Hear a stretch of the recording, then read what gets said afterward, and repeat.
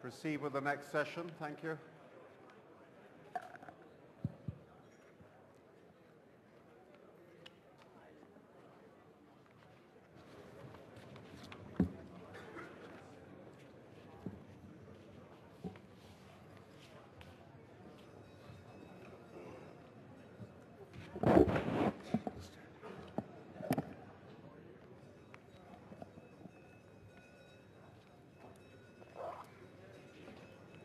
Good evening, everyone.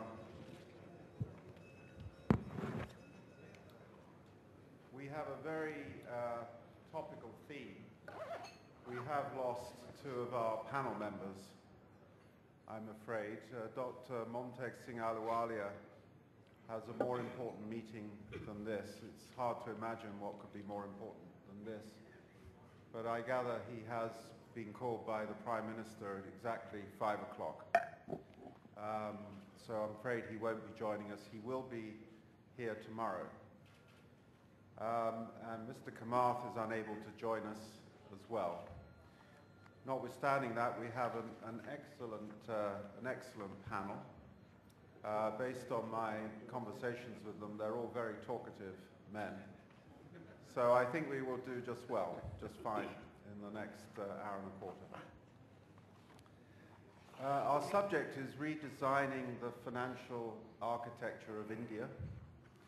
Redesigning financial architectures is one of the few growth businesses left in the Western world. The rate of change that we've seen just this year in the financial industry in the West in particular has been quite extraordinary. Completely unparalleled in the careers of anyone working in the financial markets today. Let me just very, very quickly run over that to remind you of just how striking the changes have been.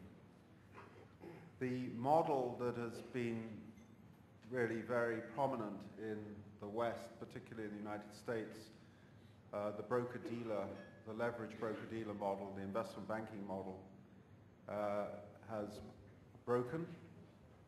There are no global investment banks, US-based investment banks left. There has been significant questioning of the new products that have emerged. A very rapid deleveraging is occurring. A very much greater focus on regulation and what has gone wrong in regulation. And perhaps most striking of all, some questioning of the free market orthodoxy that has driven the bull market that really commenced in the early 1980s with some major corrections. But if you look at most of the graphs, you'll see a trend from the early 80s. And of course, very significantly, a change in the balance between the government and the private sector, in particular the UK and the United States, but not exclusively. So against that background, what should be our reform agenda today for India? As in the late 1990s, the Indian financial system has really outperformed on a relative basis this year. In the late 1990s, it outperformed, and it has done so again this year. So should we conclude that actually we don't need more reform, that the relatively slow progress of reform and change in India that has served it well should continue and perhaps even slow down? If we don't think that, then I really hope that the panelists will be able to focus on specific ideas they have against the conjuncture we're facing today, which is as we well know, a slowing global economy and a financial architecture in the West that is changing very fast and very, very dramatically. Now, I'd like to begin by asking Jignesh Shah on my left from Financial Technologies, who, as you probably all know, has been at the forefront in taking technology to create market platforms, exchange market platforms. I'd like to ask Jignesh whether, as we have seen foreign investment flows in and out of India in a pretty dramatic way, and there's a need for growth of capital to drive growth in India, do you have any ideas, Jignesh, on alternative sources of funds that could power growth that you see from your own business?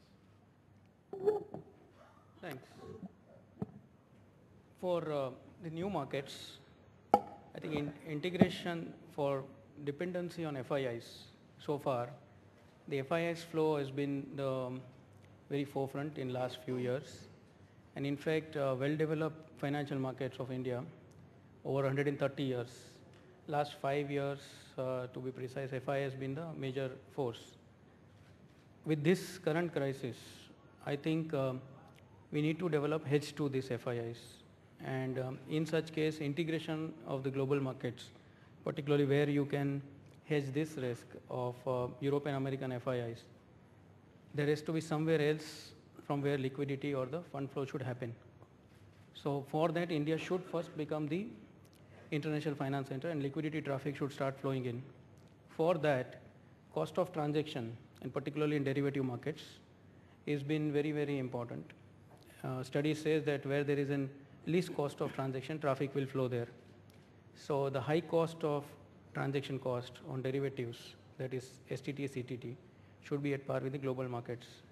Otherwise, we have seen Nifty trading very heavily in Singapore, sheer difference of cost of transaction. Second, once cost of transaction matter is settled and we are at par, I think we should see to it that the Middle East and the Far East side liquidity should be drawn into our markets. So we should convince the Middle East, particularly Arab side of the story, to look east. That should be the mantra, and there should be innovative business model collaboration between exchanges to fetch that liquidity from Middle East or the Far East funds to directly to the Indian stock exchanges and the other markets should be envisaged. And third, catchment, which is our own domestic catchment, approximately $300 billion is the household saving. Now 10% of that, right now only 5% of the people are investing in capital market directly. Now if we just go back to 1992, even at that time when technology was not that paramount, almost 15% of the population was started investing in the capital market. Now that is another liquidity which should be channelized to counter the what has happened because of the FII. And that's where I feel there is an answer. But Jignesh, what reforms are needed to execute your business plan?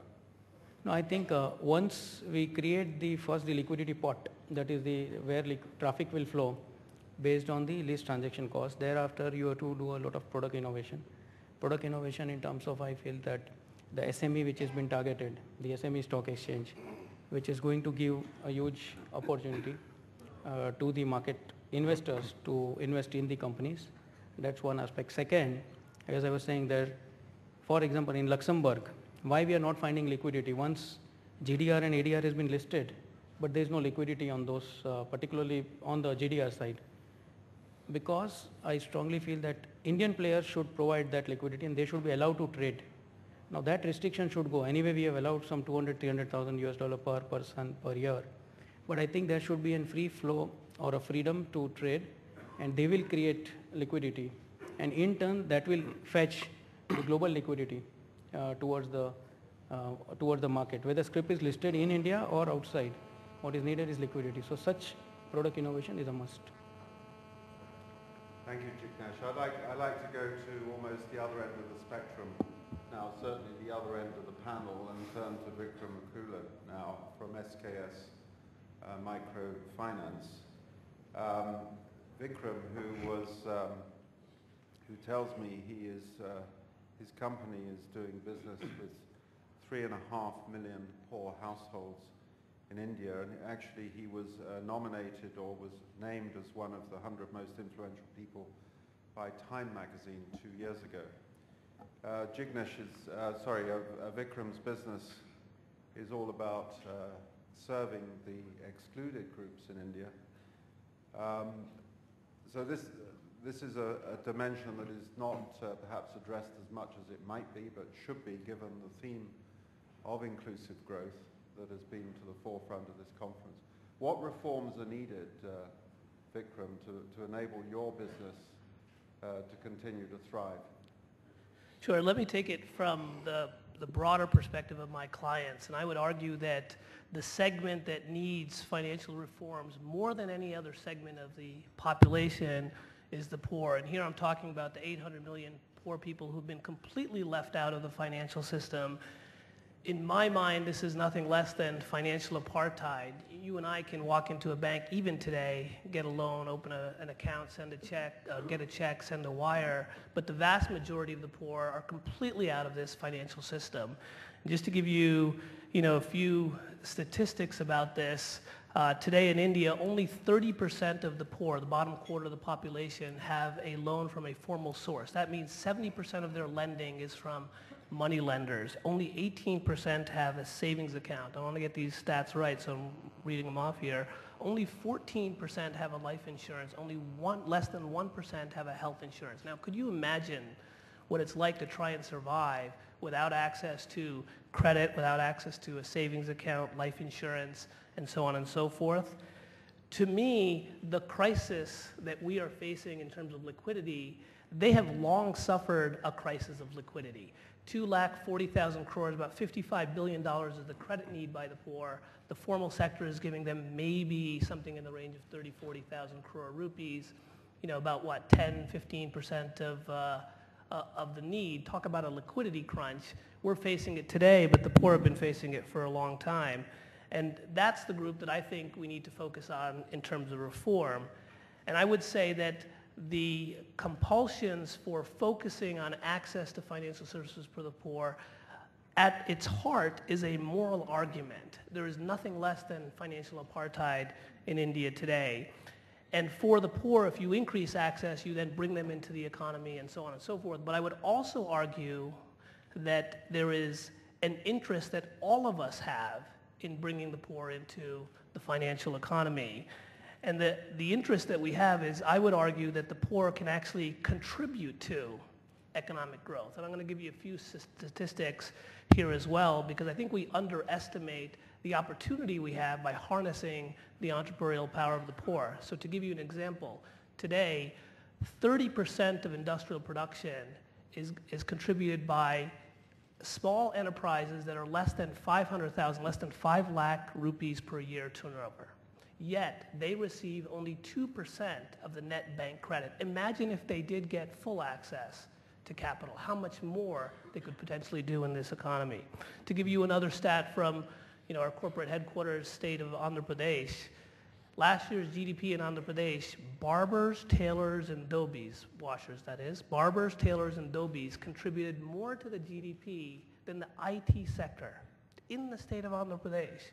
The fact is, we've completely underestimated the opportunities we have in harnessing the ability of the poor. Now, coming to the question of policy reform, there's a host of things we can do, but in the interest of time, let me put forth what I think is arguably the most important policy reform that we can make in terms of bringing the poor into the economy, and that is to give them a safe place to save. Today, if a poor person wants to save, what do? They take their money and they put it in a mukta jar, or a woman ties it in her pallu of her sari. That's the place that they have to put their savings. Now, maybe at best some of them will put, instead of putting their savings in these forms, they might invest in the most liquid asset that the poor have today, which is goats. Yes, we are creating a nation of goat keepers because they don't have a safe place to save. At best, maybe some of them invest in gold, probably the safest place that the poor have, and certainly in today's economy. But even before the crisis, gold was the place that poor people saved. Now let me give you another statistic. The McKinsey report on financial sector reform 2 years ago reported that India has the highest per capita consumption of gold in the world. $10 billion back in 2006 was in gold. And they estimated if that gold went into deposits, you'd stimulate the economy in terms of $7 billion of additional GDP. So by giving them a safe place to save, not only are you doing a significant thing for the micro borrower, the poor who have no place to save, you're also doing something for the macro economy. And what I'd submit is if our regulators and our government was judged not on access to credit, but on access to savings, the number of accounts of savings that poor people had, then you see a radical turning around of this situation where the poor are on the periphery. Instead, they would actually be able to drive the economy. And you can't take deposits yourself? We can't take deposits. We're a non-bank finance company, and even the state-run, so the state has 15,000 regional rural branches across the country. The fact is that in name, they are able to take deposits from the poor, but a poor person who has 100 rupees is not going to spend 20, 30 rupees on a bus fare, lose a day of lost wages, to walk into a bank where they pull out a soiled note from their dhoti and have the bank officer look at them aghast. That system just doesn't work for them. So the fact is that the government's directed attempt to force the PSU banks to accept savings simply has failed, and the statistics of 14% of the poor have bank accounts speaks for itself. There has to be a radical opening up of branches in rural areas, and particularly private sector commercial banks, to really give the poor a safe place to save.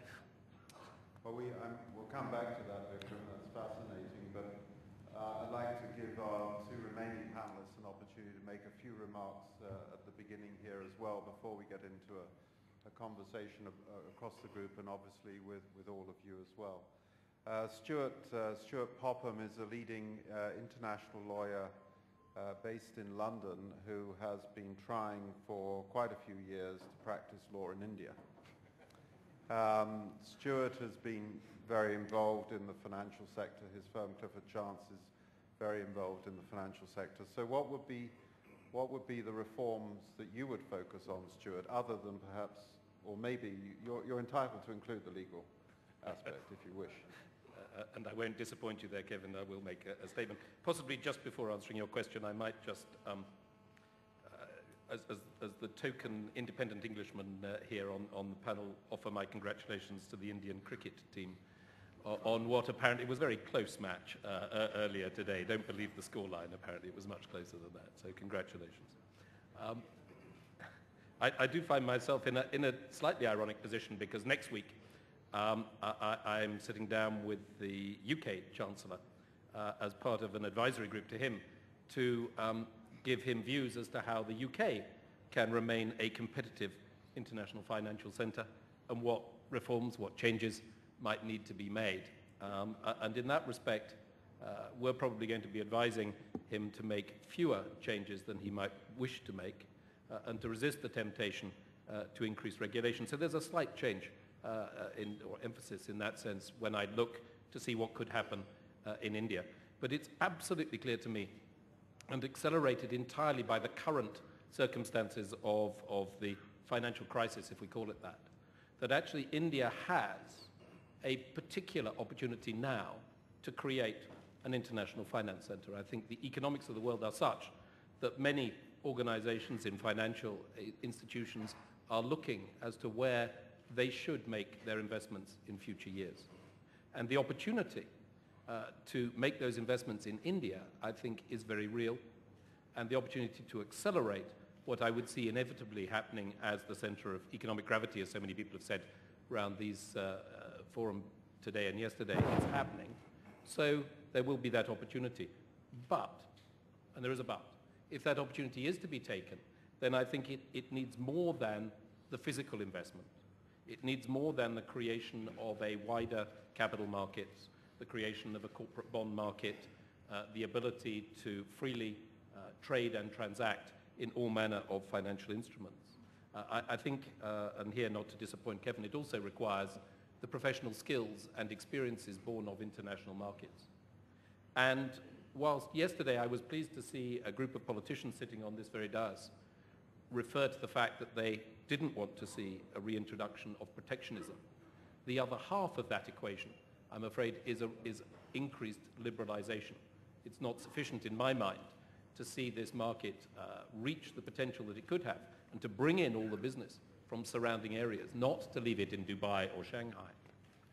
But that opportunity will only be achieved, I think, if there is a suitable degree of liberalization. There has to be free and fair competition, suitably regulated in all its aspects. But for this opportunity to have a truly international financial center, there needs to be free and fair competition. Yep. Thank you, Stuart. Well, the devil's always in the detail and the adverb, suitably regulated and so on, but we perhaps we'll come back to that. Yep. Sitting to your left is Percy Mistry. Percy wrote the report on the reform needed to take Mumbai to a different level as an international financial center that I think was published in late spring of '07, I think, Percy. So you wrote that with a lot of input from very senior people against a very different backdrop, I think, to that today. Is your report all wrong now? How would you change it? Do you think it's exactly on target still? Maybe you can give us your views. Well, let me not do what most people do and answer those two questions directly before I go back to the issue of architecture. I take a counterintuitive, counter-populist view, and I think that that report is more relevant than ever, and it needs to be implemented faster than ever, certainly faster than I thought at the time.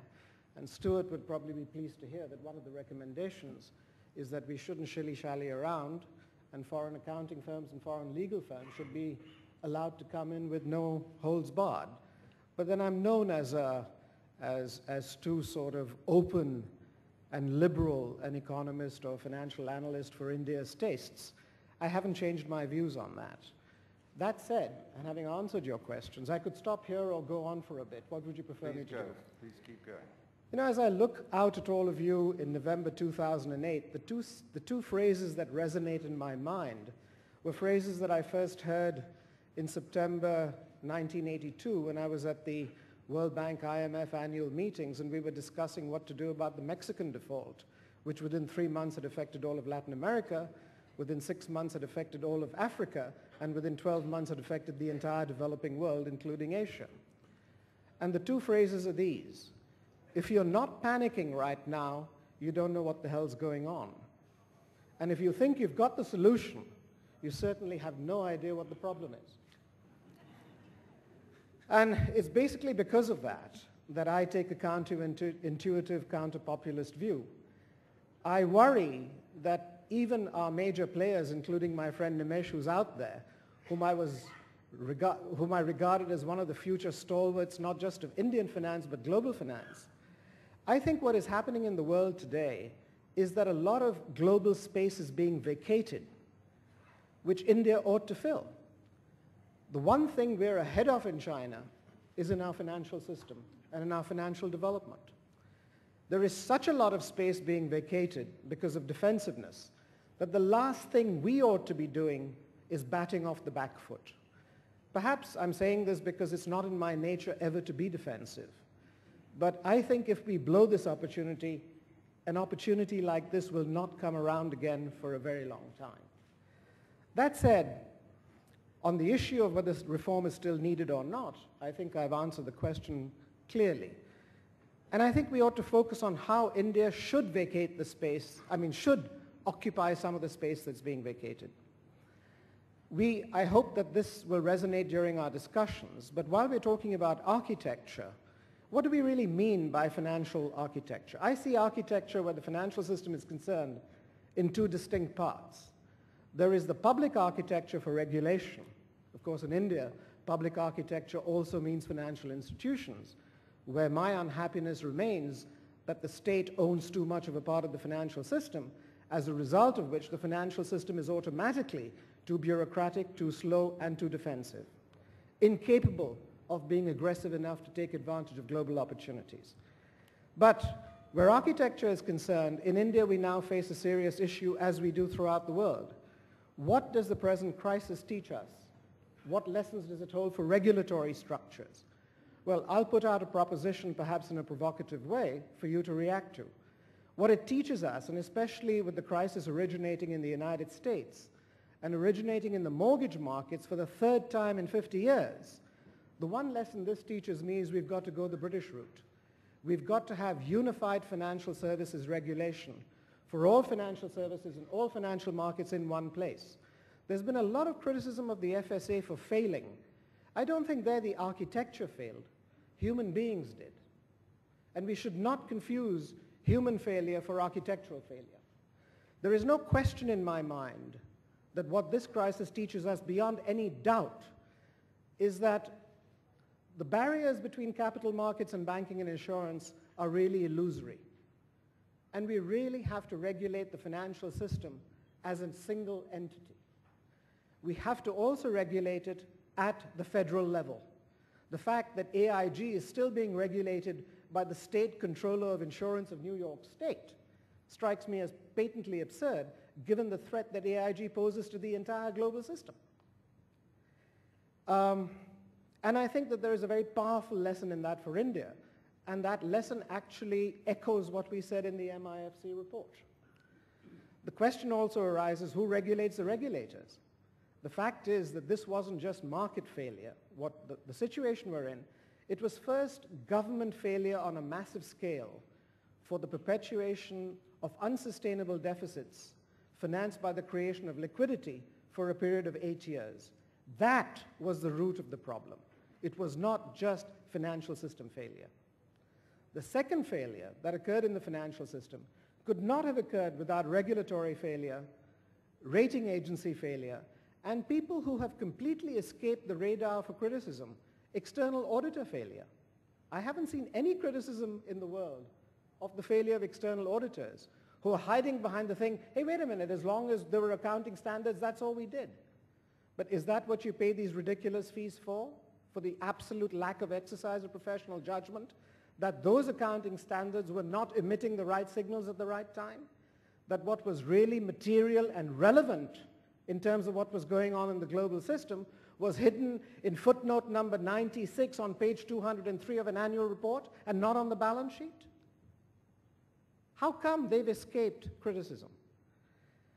Third, the issue of the independence of regulators.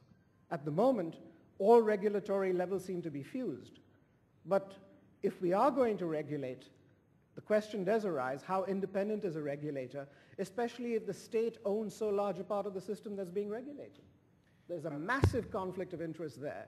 And in India, we actually talk ourselves out of effective regulation when the regulator is the same person as the largest owner of the system. Percy, perhaps I can interrupt you there, because going back to the Vikram's points at the beginning, we have a paradox here because, as you've reminded everyone, a significant part of the banking system in India is state-owned. And yet we have governments that are very focused on inclusion. After all, in a democracy, that's what you would expect. But we have Vikram telling us about the inability to save. Now what is going wrong here? And there's also, Frank, sitting here at the end and hearing all of you contribute very insightful comments, I'm also struck by the focus of three of you relative to Vikram on the end. There's a big divergence here between, I think, worrying about India as a center of international finance and worrying about the countryside. I think that... Can I just respond to that very Please do. quickly? Why is it that it took a private agent like Vikram to do what the state said it would do but could not do for 60 years? If we are talking about inclusion, and people think that the answer to inclusion is state ownership and state intervention, why did it take someone like Vikram to show the way 60 years after the fact? And if I could expand on that, we would fully concur. The state has, and I wish the Deputy Planning Commissioner was here to hear this, the state has this notion that the poor need to be protected, and protection of the poor means denial of the opportunity to participate in the financial system. It means a lack of access as opposed to, the protection that they want. And we would fully agree. The state has the aspiration to do financial inclusion, but if it is using the arm of legacy PSU 15,000 regional rural branches to do this, you'll continue to see the failures that we have over the last 60 years. And to give you one stat, the top 4 private microfinance institutions in the country today serve 25% as many clients as the entire 15,000 regional rural branch network of the PSU banks. The cost to the state of these 4 private microfinance institutions, the subsidy cost, 0. The subsidy cost of these 15,000 regional rural bank branches, Planning Commission themselves estimate 10,000 rupees per group that's formed, leave alone the subsidy component on the interest. And we all know about the 40,000 crore rupee waiver, what I like to call the WMD, following one of my colleagues' statements, waiver of mass destruction. The fact is that the private sector is the one that is vibrant, that gives poor people the kind of choice that they need. And we're not saying to the state, deny them the opportunity to also have government channels, but don't deny them the choice. If it happened to urban middle-class consumers, there would be a revolt in this country. Why do we deny the choice and access to the poor in the name of protecting them? Jignesh, do you have any views as to how you can connect, perhaps? So you're focused, I think, mainly on institutional investors. Perhaps I'm wrong. Is there a connection between your platforms and this inclusion? No, yeah, I have a view on what to do.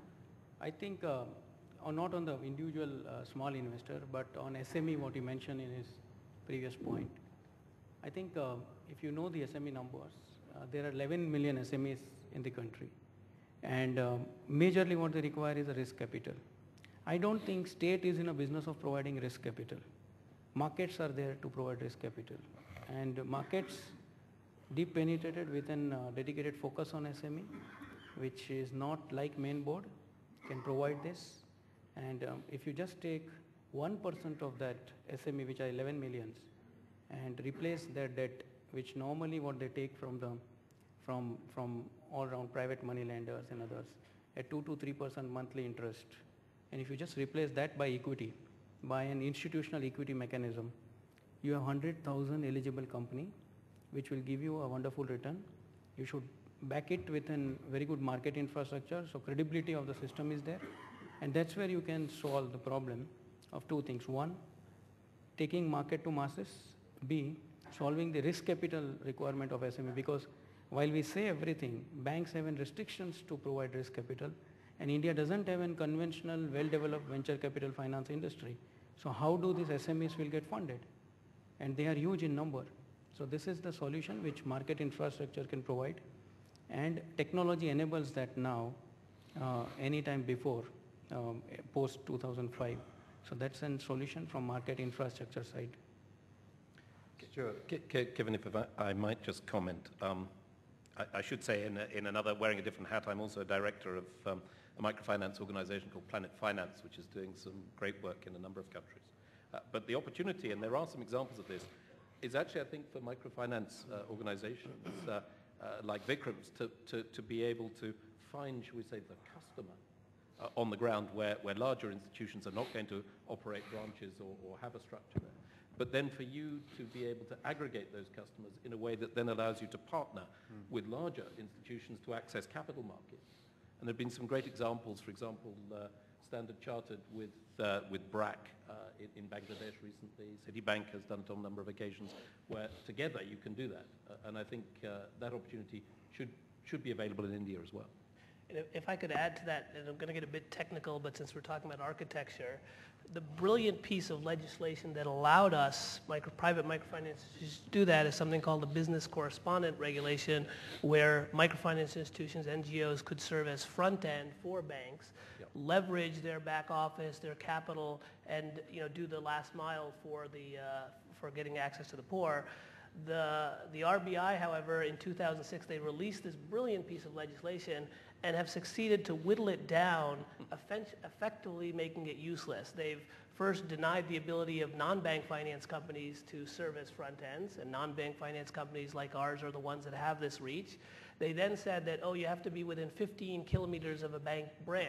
Now that means that it's not an ICICI bank branch that's out in the rural area. It is a a State Bank of India or a State Bank of Hyderabad and so on and so forth, effectively saying the only you can only be a front end for exactly the institutions that failed in the first place. Are there people ready to contribute from the floor? Because I'm very happy to open it to the floor and widen the dialogue. There are some questions that I think are critical today we haven't got to, like how do we actually get liquidity moving today in India? I was hoping Dr. Singh, Aluwalia Singh and Mr. Kamath could help us there, but let's open it and extend the dialogue to the floor. Could you please indicate who you are and your affiliation, please? I'm Ashok Desai from Business World. I have two questions for Vikram. One is, what do you think of turning the post office into a bank? And secondly, what do you think of mobile payment systems on cell phones? Great questions. In terms of the post office, no doubt the post office has the physical reach out there, and no doubt the state should use every channel to access the poor, legacy institutions, state institutions, and so on and so forth. But we know that the post offices don't have the cultural framework to interact with a poor client and talk with them. To give you evidence for this, we know that postal money orders, the way in which poor people, send money back from the construction site in Bombay to the village in Bihar, we know that the postal worker at the village level takes his cut, his commission, before delivering that remittance. Now, while we say, we're not denying that as a channel, let that be a channel, but let the private sector also provide, another channel of remittance, for example, another channel of savings, so that there is that competition and not a monopoly situation that tends to get corrupted or have all of the bad habits of any monopolistic institution.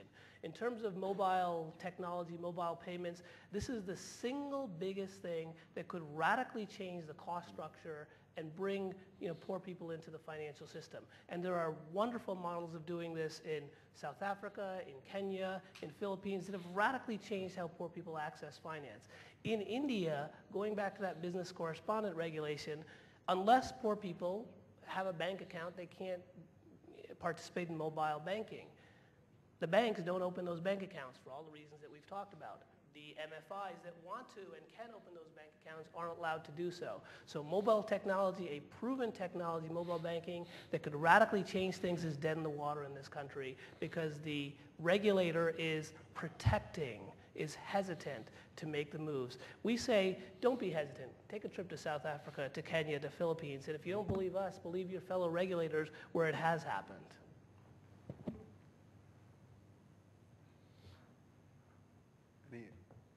Any additions?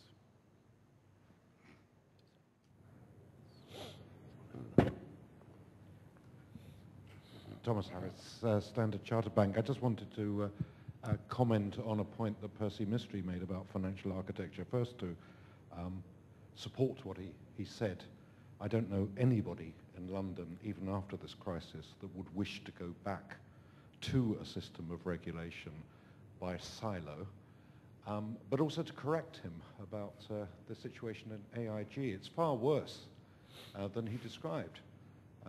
Because it's only the insurance bit of AIG that was regulated by 50 state insurance regulators. The holding company in AIG was regulated by the Office of Thrift Supervision, supposed to look after savings and loans. And the bit that actually got them into trouble, the credit default swaps, was run out of London and supervised by an offshoot of the Bank of France. In other words, there was no single regulator for AIG. There was nobody looking at the relationship between the different elements. I correct him only to support him. Perhaps I can come back briefly to this point. I think Percy's comments were well directed in terms of the fragmentation in the US. I think despite everything that people have been saying positively about the UK system, it did lead to a run on a bank. First time for 150 years in Northern Rock, so I'm not sure it's been such a great success. And bringing it back to India, though, are people criticizing the regulatory arrangements in India. Is that what you're saying, Percy? You want to see mergers here between regulatory bodies? No, I think people are all at sea as to what the right model for regulation in India is. There are people who want to protect the status quo today. There are people who wanted to protect the status quo of yesterday. There are people arguing for unification. And there are people arguing for silos and separation. And I think that it depends on who the vested interest is, both at the regulatory end and the vested interest at the industry end. If industry players think that they can work with one group of regulators better than another one, they're going to argue for that. But is it in India's interest to focus on the institutional arrangements for regulation or the content of regulation? Both. I disagree with you profoundly that it was the FSA structure and the removal of regulation from the Bank of England that failed. I think anybody who believes that, I don't think understands the situation or the fact. What failed was the absence of human effort on the part of FSA to regulate Northern Rock properly. What failed was the coordination between the FSA and the Bank of England, and even when the FSA was sending out signal, the Bank of England was not responding. What failed was the absence of the Treasury as a coordinator. Well, one thing that this crisis does teach us is that all the regulation has to be unified, unified for the financial system, separated from the monetary authority. Frankly, the Treasury, the regulator, and the central bank literally have to meet on a daily basis to assure financial system stability. Anybody who argues that the FSA failed because of architecture is making the wrong argument. It failed because of human error. And it failed, and something else the people have obscured. The amount of time and effort we've spent in the last 6 years on AML, CFT, KYC, DD regulation has taken up 60% of the time of regulators. They've been so busy chasing terrorists and money launderers that they forgot about financial system stability. It's just been a massive diversion of effort in the wrong place. And nobody's put that on the table. AML CFT costs the financial services industry around the world $45 billion a year. And frankly, I don't see the benefit. I wonder how Vikram applies KYC. No, absolutely. Again, we would concur. Does it, and I'll follow Percy's question with something that echoes that, does it make sense to have KYC norms for a 2,500 rupee loan with a 50 rupee repayment per week? I mean, the cost of your KYC far exceeds the transaction size. And this is not to say that there shouldn't be anti-money laundering, terrorism protection, but let's do it at the right place, right? Yeah, let it be for 2,500 rupees and below transactions, do a fit test for the institution, but exempt the institution, the client, from having to go through that burden. Now, when the client goes beyond a 2,500 rupee or a 5,000 rupee transaction, maybe you can start bundling them, and that's going to cause terrorism. Fine, we'll bring it in that case. Hand in hand with that, how can you have KYC when you don't have ration cards, when you don't have PAN cards, national identity system? Unless the state is going to accelerate this process, don't burden a poor woman with the need to go out and get a photo taken and get an appropriate document stamp from X, Y, and Z for a 2,500 rupee loan, for a 10,000 rupee loan. Let's put the emphasis where it needs to be. Stuart, I think you were going to jump in just before I went back to Vikram I couldn't resist asking about KYC and his business. Absolutely appropriately, but I was also going to congratulate Percy in the statements that he was making, because I think it was, and admittedly by the FSA as well, a question more of human error than architectural error. But it does provide one further opportunity, I think. Just to interrupt on that, I mean, the architectural error is actually what Percy talked about, I think, in terms of the coordination and probably the powers that the Bank of England had as well. At least that's what the government I think in terms, without going too technically into it, that the tripartite arrangements, absolutely, I think, were not either adequately wired up or recognised. But I think there were also personnel changes that compounded that.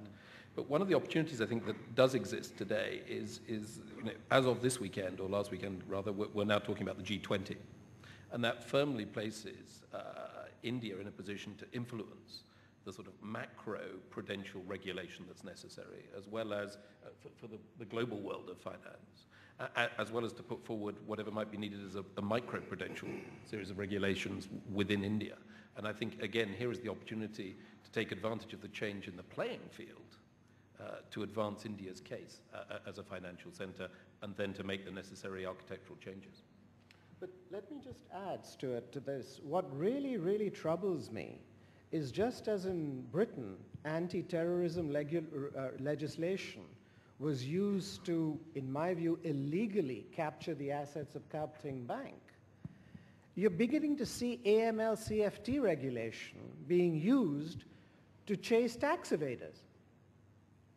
And in some of the financial sectors I'm dealing with, Mauritius, the Isle of Man, et cetera, whereas people are arguing and putting on their AML-CFT hats, they're using that weaponry to chase tax evaders rather than terrorists or money launderers. I'd just like to say it's not for me to defend that part of the legislation, but equally you may be surprised to know that law firms also have to comply with both of those, and it takes us ages just to discover whether we can actually act for somebody or whether they're a money launderer. This reference, Jignesh, has been made to the opportunity India has in the global financial system at the moment, is I think what you're talking about with your exchange platforms. Yeah, I think, but more than that, we should have the full range of product. Right now, if you see the Indian financial markets, we have equity markets where the cash equity product is plain vanilla futures. I think the corporate bond, interest rate derivatives, currency derivative has just started. And I agree with Percy that there cannot be better opportunity when Wall Street is melting and everything is shifted towards the eastern side, and India can emerge by virtue of its own growth cycle, internal maturity on the market structure.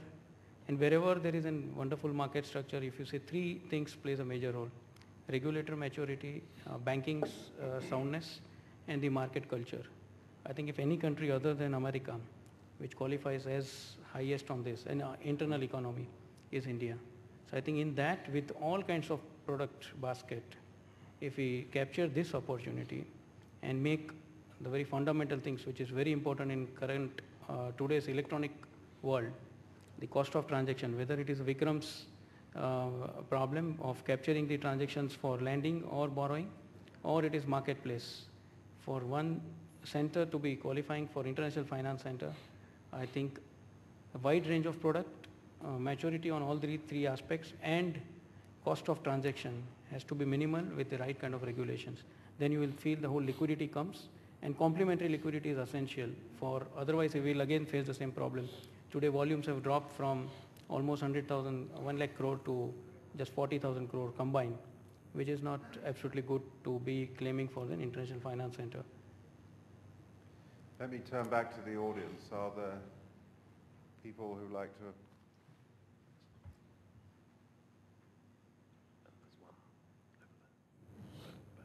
Hi, my name is Vinny Vyas, and I'm from Crossover Advisors, a private equity firm in Mumbai. Two questions. One is for Vikram.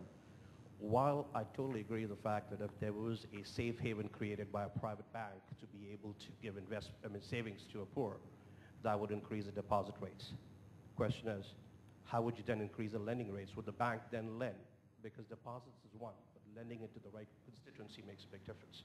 So that's a question to you, Vikram. For Percy, I read your report, and if Mumbai had to be the IFC, the International Finance Center, what would be the one thing that would actually attract or make it, give people the confidence that it can do it, and who would be the crusader for it? Just so I've understood the question is if we deposits in one side of it, but then credit in terms of how to make that more available? Yeah, to make liquidity available there to lend. Question Sure. is what would be the incentives for them to lend? Sure. So, in terms of credit, credit to the poor, there are priority sector requirements in India, and clearly that has catalyzed the banks to take a look at this sector of the poor and the small enterprises. And once they do look at it, we actually see them, quite significantly actually doing this as a business opportunity. But clearly the single biggest thing that you could do to open up more credit to the poor is deregulate interest rates. And for NBFCs, interest rates are deregulated. We're able to charge the type of interest rate that allows us to do this very high-touch operation But banks today, there's a cap. PLR is the rate at which they can lend to the poor, and quite frankly, you cannot make a viable loan of of 10,000 rupees unless it's much higher than PAR. I'm sorry, the prime lending with PLR. So the one thing the government could certainly do, and it would never be done, but is to deregulate interest rates so that the commercial banks can lend directly to the poor.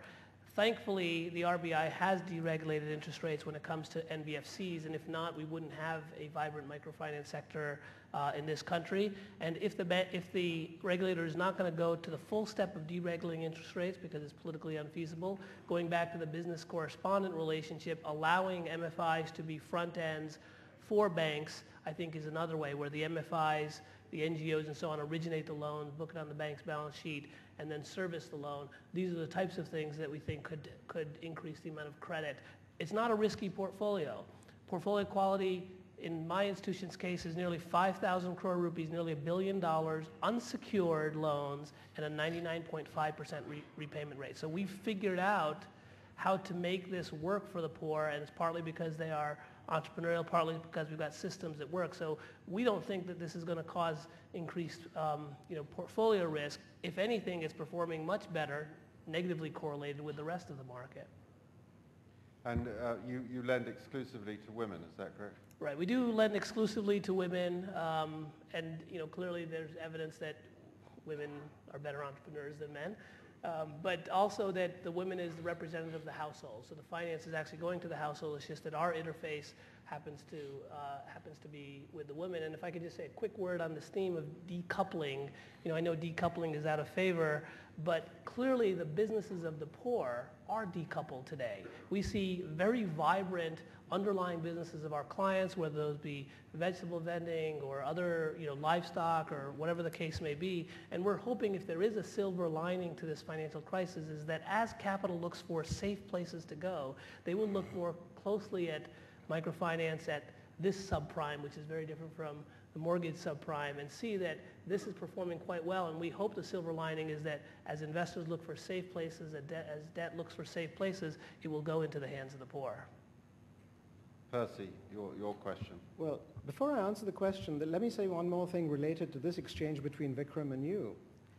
If, as suggested in our report, the government would make a strategic decision, shift from producer price subsidies to income subsidies, the boost that would give to demand, growth, and private sector supply would be phenomenal. We did an exercise in the context of the MIFC report where we lumped all the subsidies that the government provides on budget and off budget for energy, oil, food, fertilizer, etc., and came to the conclusion that if you just use that amount of money without increasing it, you could give 100 million of the poorest families in India 4,000 rupees a month. Think of what that would do in transforming their lives. Think what it would do in terms of transforming the potential of the financial system. And yet, we patently stick to producer price subsidies and protecting state-owned corporations through these subsidies that have patently not worked for 60 years. I mean, it's not just political ennui or bureaucracy. It's just fundamental negligence of good economic management.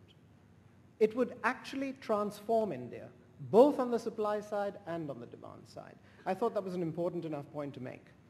You asked, what one thing would you do and who champions the cause, if I understood you correctly.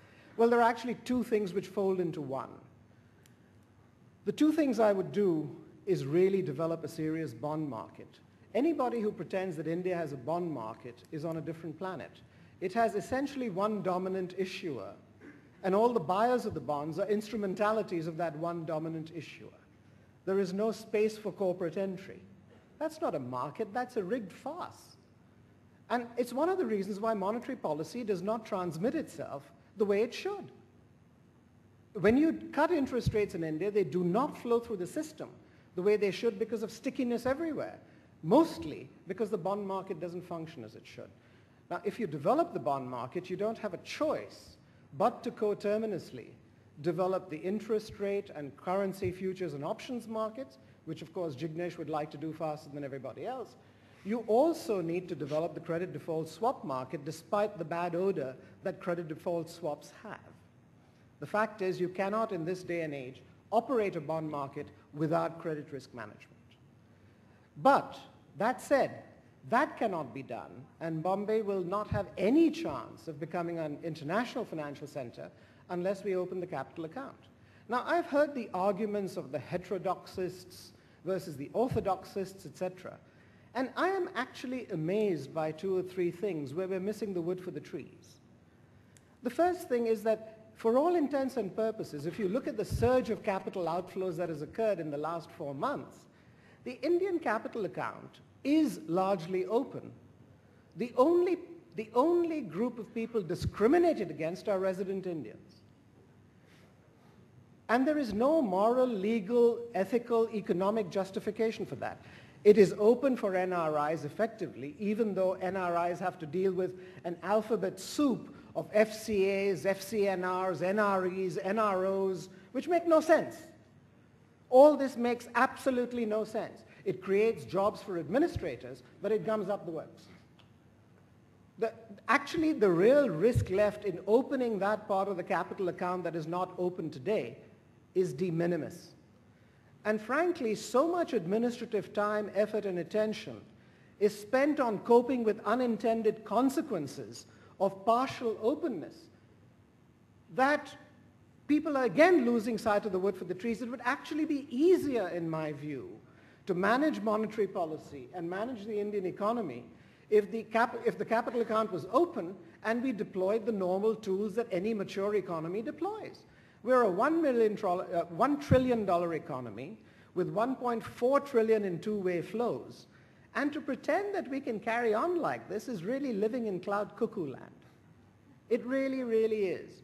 I think that the real problem is, I don't know whether this is apocryphal or untrue, but I heard when the Mistry report first came out and we recommended an open capital account that the first reaction was, wait a minute, there are 8,000 people employed in the foreign exchange control part of the Reserve Bank. What exactly are they going to do?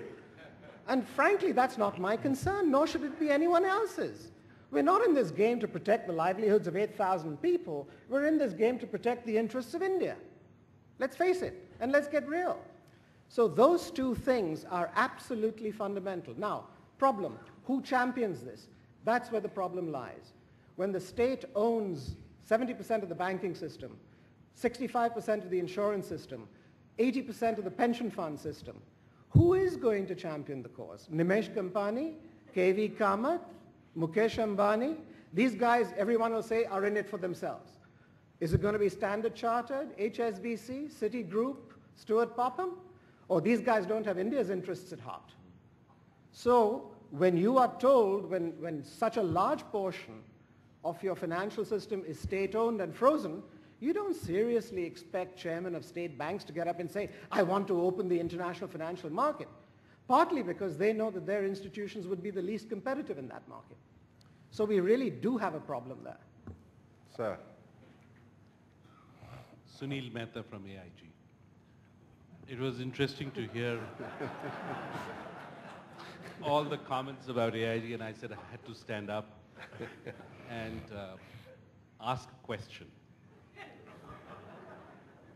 We've been critical of the state of regulators and regulatory infrastructure. And listening to the last 2 days, we've criticized almost every regulator or regulation that has been there.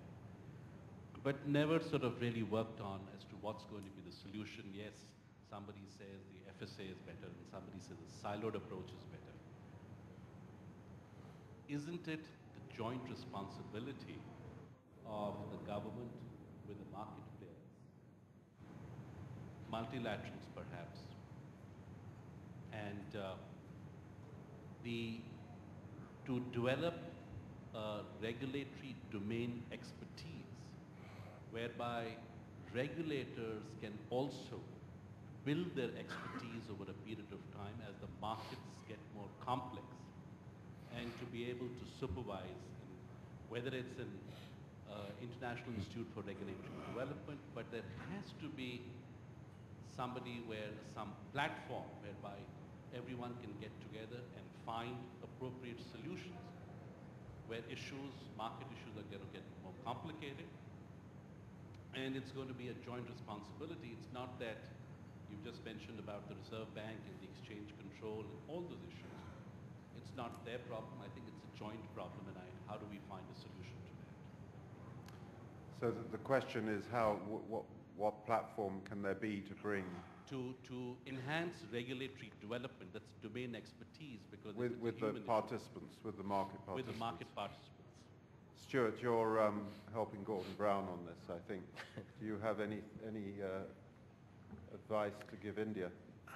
Well, two elements, if I may. The first is certainly I would not wish you to look for, nor should you expect to see some global regulator or global regulatory power. I think that would be most unfortunate. I think it would take us far too long to agree it anyway, but I don't think it would apply to the... Not everyone is equal, not all regulation fits just one size, so I think that's critically important. If there is to be a means of regulating effectively, I think there's got to be some college of supervisors and regulators brought together. I think that should be a product of the G20 discussions.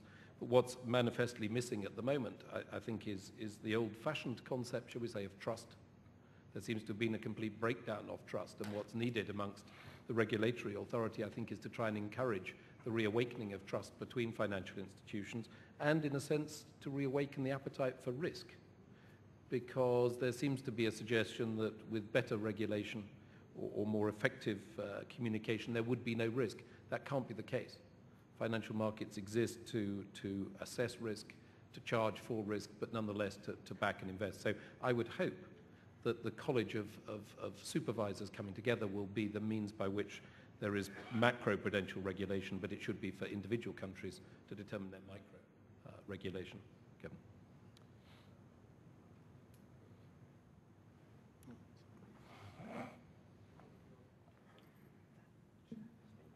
I have a question for Jignesh Shah. Jignesh, you are thinking in terms of, I think, maybe a dozen or 100 equity markets across the country with possibly 10,000 or 100,000 small companies.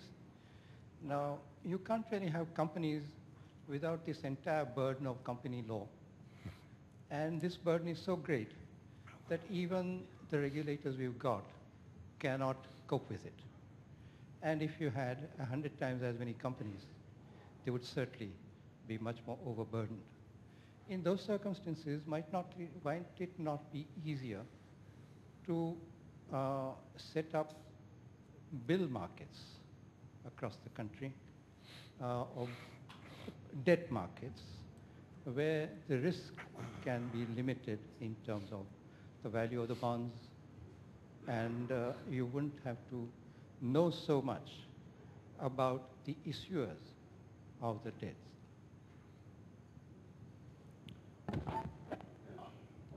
I think if I've understood your question, it's not multiple markets, it's one single market, and the cost of compliance for a main board company is so high. So, and vis-a-vis the capital requirement of a small and medium enterprise, so it definitely requires an least cost, lesser compliance. That doesn't mean that compromises on any compliances, but a separate treatment to small and medium enterprise companies because of there is no well-developed venture capital market in the country, and SMEs are primarily in want of a funding of the risk capital. So that dedicated bourse or dedicated exchange is for SMEs.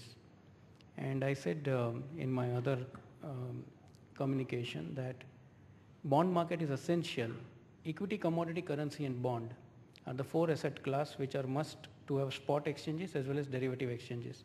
And thereafter the hybrids, the credit default swaps, credit market itself, that will complete all the product which are required to develop a very deep financial market. But SME and an exchange for SME is a must, and that was one single infrastructure and not multiple infrastructure in every state. And that too, that requires a separate regulatory requirements. That is the main reason of having a separate segment or a separate exchange? I think there was a question over here. I think we better make this the last question from the floor. Finally. My name is Alok Sharma. I represent a company called Sahara. And incidentally, there is one point which probably is missing or not as much known in the country.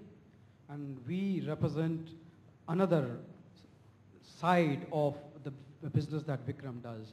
And Sahara has been in existence for 30 years and has been channelizing all the money which is from the rural side or the I won't say the bottom of the pyramid side, but partly above that as well, for the last 30 years and bringing into mainline investment side. So there has been a very successful model, and we today, as of now, we have over $4 billion of that money brought into the mainline as we speak. So the fact is that there has been a proof established model of even bringing the savings, as Vikram was saying, from hinterland of India into mainstream business, which Jignesh was trying to refer to. So there has been an established model. The only thing is we probably need to just look at it again and see, can that be adapted? Can that be improvised to bring another or a new or a modified financial architecture for a country like India? Well, that's the point I want to bring about as the organization that we represent, and we have done it successfully.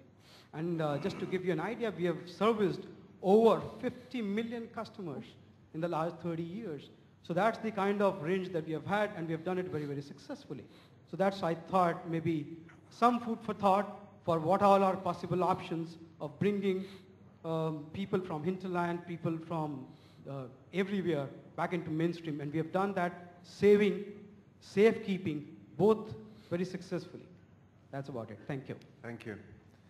I'm afraid I'll have to bring the conversation to a close. We have another event immediately after this. I must say I was a little worried when I was first asked to chair this that we might have a rather boring discussion around the percentage ownership of insurance joint ventures, and that is an important topic, but nevertheless perhaps not the most important issue. Those kind of regulatory tweaks that are continually addressed in the financial markets in India. In fact, we've really covered a huge spectrum, obviously ranging from Vikram's focus on better access to savings ability for places to keep their savings for the rural poor, through to Percy's suggestion that exchange control be abolished. I think that was your suggestion, Percy, as another. So we've had some pretty radical proposals, along, of course, with Jignesh's technology-based exchange platforms and Stuart's focus on India's possibilities in the world, provided that lawyers are enabled to practice here in the future from outside India. So thank you for listening, and perhaps you'd like to join me with appreciation for our very good panel.